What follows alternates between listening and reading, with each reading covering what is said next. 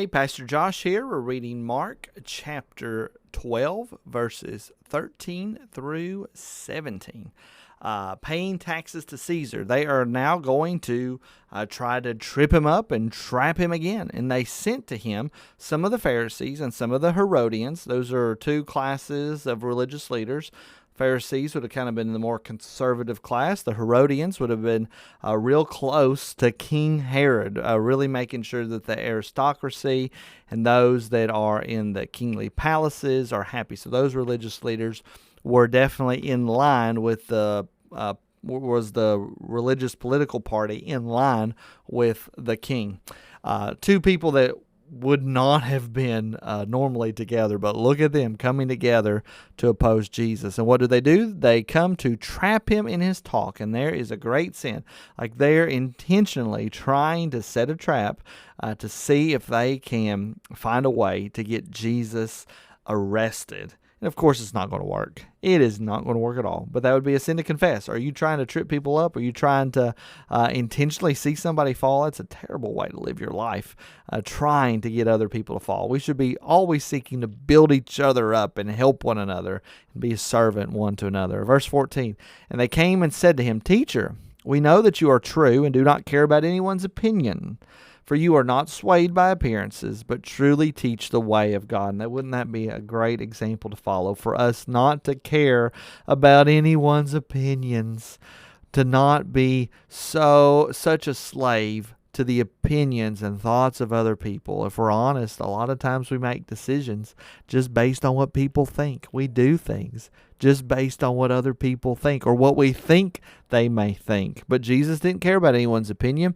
He was not swayed by appearances, but truly taught the way of God. And I think that is exactly right. He shot people straight. He gave it to them clearly, and even when he gave them to them parables, he was not trying to hide the things that he was teaching. He was trying to do it in a way that would bring the most spiritual good to those people that were with him.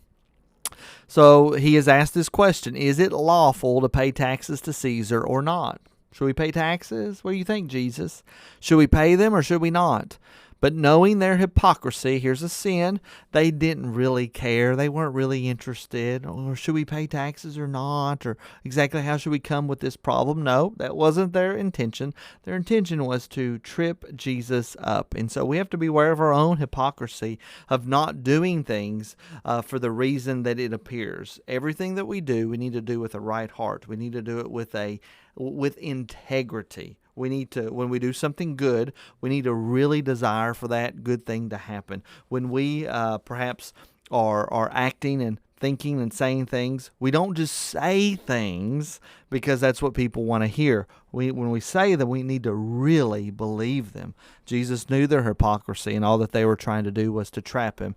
And this is what he said to them. He said to them, why put me to the test? Why are you doing this? Why are you doing this? In fact, they're fulfilling the story that he just said in our last video, the story that he was explaining about how a man built a vineyard and put tenants in charge of it. They're fulfilling this because they're getting ready to set Jesus up so that they can eventually have him crucified. But this one is not going to work. They're going to have somebody else, and they're going to have to do it in a different way to get him arrested. But Jesus is saying, why put me to the test? Bring me a denarius and let me look at it. Denarius was their coins. And they brought one, and he said to them, whose likeness and inscription is this? Whose picture's on this? So I guess if we got a quarter today, we'd say, hey, whose picture is that? We'd say, it's George Washington. That's who's on there. I think that's right. Got a penny. Whose picture is that? It's Abraham Lincoln. Okay, so in theirs, they would look at it and say, oh, there's Caesar Augustus. There's Caesar. It's the king. It's the emperor of Rome. And they answered him correctly. It's Caesar's. And Jesus said to them, well, if it's Caesar's, render to Caesar the things that are Caesar's, and to God the things that are God's. And they marveled to him. So whatever Caesar's asking of you, you need to give to him unless he is asking you to do something contrary to the word of God. If he's asking you to do something contrary to God's rules and standards, then you need to be submissive unto him. You need to give the things that are his. Now, what is also interesting, though, is that who owns the coin? God, right? So really everything is his to begin with.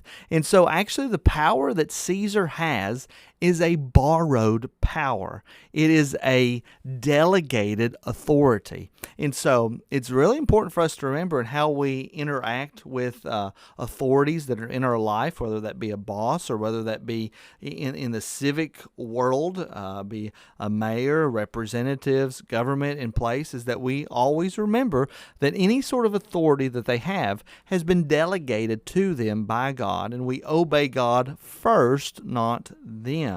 And when they are making rules and laws that go against God's rules and laws, they will have to answer for them.